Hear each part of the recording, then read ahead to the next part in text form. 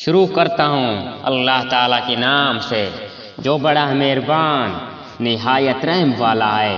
اور جب بیہودہ بات کان میں پڑتی ہے تو اسے کنارہ کر لیتے ہیں اور کہہ دیتے ہیں کہ ہمارے عمل ہمارے لیے، تمہارے اعمال تمہارے لیے، تم پر سلام ہو، ہم جاہلوں سے نہیں چاہتے، آپ جسے چاہیں ہدایت نہیں کر سکتے، بلکہ اللہ تعالیٰ ہی جسے چاہے ہدایت کرتا ہے، ہدایت والوں سے وہی خوب آگاہ ہے۔ کہنے لگے اگر ہم آپ کے ساتھ ہو کر ہدایت کے تابع دار بن جائیں تو ہم تو آپ اپنے ملک سے اچک لیے جائیں گے۔ کیا ہم نے انہیں امن و امان اور حرمت والے حرم میں جگہ نہیں دی جہاں تمام چیزوں کے پھل کچے چلے جاتے ہیں جو ہمارے پاس بطور رزق کے ہیں، لیکن ان میں سے اکثر کچھ نہیں جانتے۔ اور ہم نے بہت سی وہ بستیاں تباہ کر دی جو اپنی عیش و عشرت میں اترنے لگی تھی، یہ ہیں ان کی رہائش کی جگہیں جو ان کے بعد بہت ہی کم آباد کی گئی، اور ہم ہی ہیں آخر سب کچھ کے وارث۔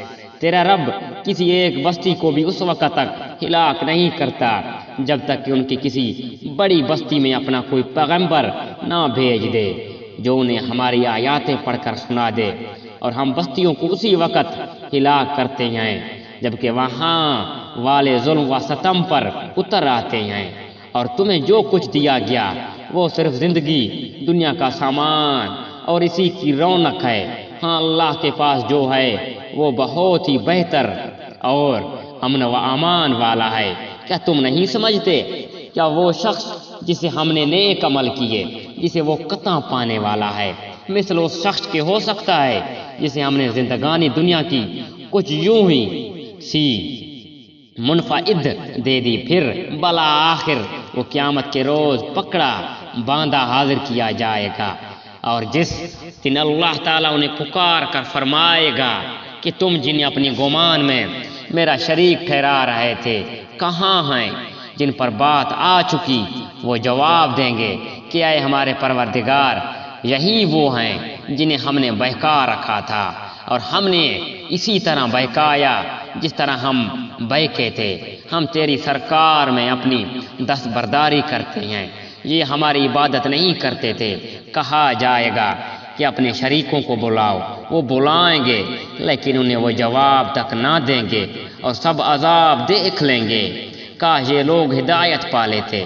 اس دن انہیں بلا کر پوچھا جائے گا کہ تم نے نبیوں کو کیا جواب دیا؟ پھر تو اس دن ان کی تمام دلیلیں گم ہو جائیں گی اور ایک دوسرے سے سوال تک نہ کریں گے۔ ہاں جو شخص توبہ کر کے ایمان لے آئے اور نیک عمل کرے، یقین ہے کہ وہ نجات پانے والوں میں سے ہو جائے گا۔